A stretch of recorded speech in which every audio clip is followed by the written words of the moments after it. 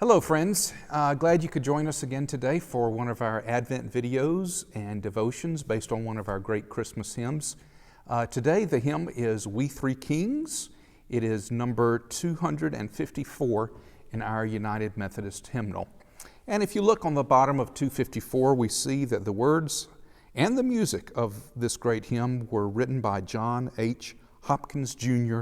in the year 1857. A little bit about the background of John H. Hopkins Jr. He was actually an Episcopal priest. He lived in New York City, and he was a graduate not only of seminary but also of law school.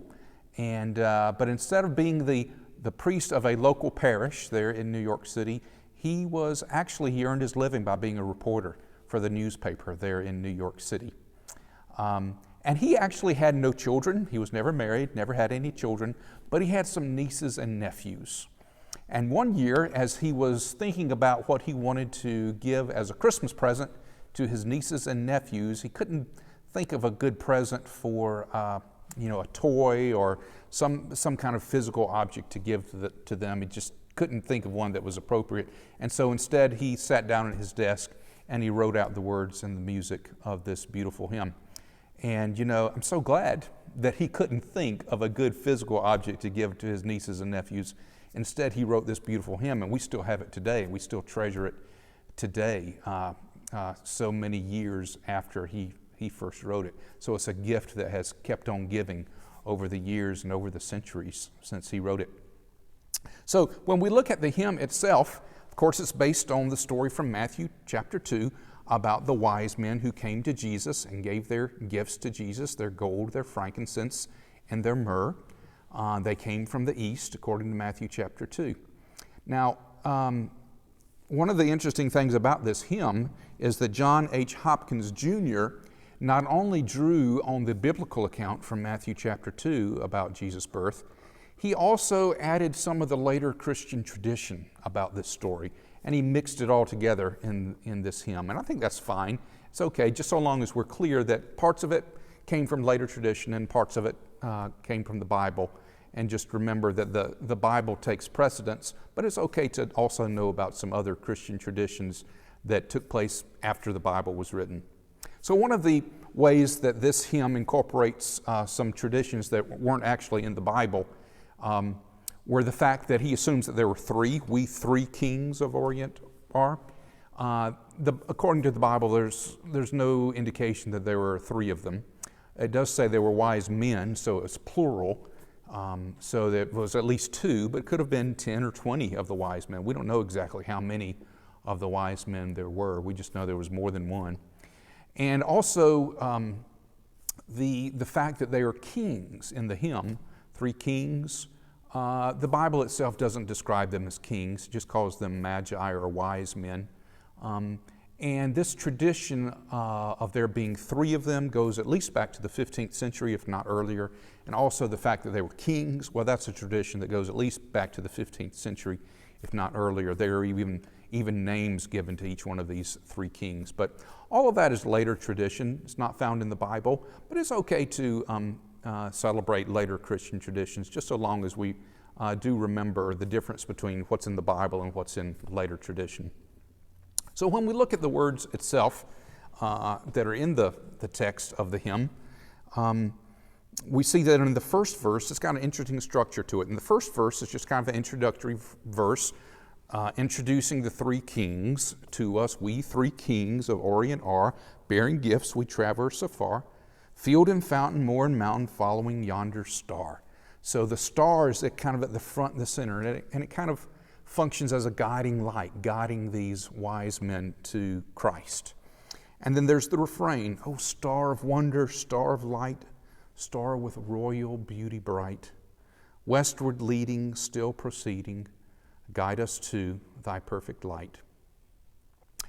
I wonder what the stars are for us in our day. What are the things that lead us to Christ? What are the sources of light and truth in your life and in my life that lead us to Christ? Our ministry here at Mount Zion, for me, has been a source of light, has been something that has helped me draw closer to Christ, that has helped point the way of Christ to me. And I hope that in your own life you have found ways and markers and signs and symbols that point you to Christ, that help lead the way for you to experience Christ in your own life. What are the stars in your life? Could be church, could be a family, a friend, some way in which God has reached out to you. I invite you just to take a moment and think about what the stars are for you in your life. The next verse after the refrain, verse 2, there begins a reflection on each one of the three gifts that the wise men brought to Christ. Verse 2 is about gold, and gold is a symbol of king. So in bringing Jesus gold, it recognizes him as our king, and the three wise men were recognizing him as the king. Frankincense, verse 3, talks about frankincense to offer have I, incense owns a deity nigh. So prayer and praises, voices raising, worshiping God on high. So frankincense has to do with the deity of Christ, the fact that he was God, this beautiful spice that is recognition and celebration of the fact of Christ's divinity. This is what the frankincense is about in verse 3. And in the verse 4, it takes a different kind of turn. It talks about myrrh. It talks about its bitter perfume that breathes a life of gathering gloom, sorrowing, sighing, bleeding, and dying, sealed in the stone-cold tomb. So myrrh was something that people used as kind of a burial ointment to bury the dead, to embalm the dead. So the wise men brought Jesus not only gold and frankincense, they brought him myrrh. This kind of foreshadowed the fact that Jesus would die for all of us. Indeed, as the hymn says, bleeding and dying, sealed in the stone cold tomb. But then verse 5 turns the corner yet again and wraps it all up and says, glorious now behold him arise, King and God and sacrifice. Those are the three: gold, frankincense, and myrrh, King and God and sacrifice. But it talks about him rising. So after his death, this hymn also makes reference to Christ's resurrection. His glorious now behold him arise, it says. Alleluia, alleluia, which is words that we shout and sing at Easter. So just in this brief hymn, we get a glimpse of Jesus' entire life and ministry, his death and his resurrection, kind of represented in the gold and the frankincense and the myrrh, and then culminating with his glorious resurrection. So I commend to you the words of these hymns, and I hope that you will read and reflect on them and sing them, maybe in your own home, or if you can come to church, or if you can worship with us online.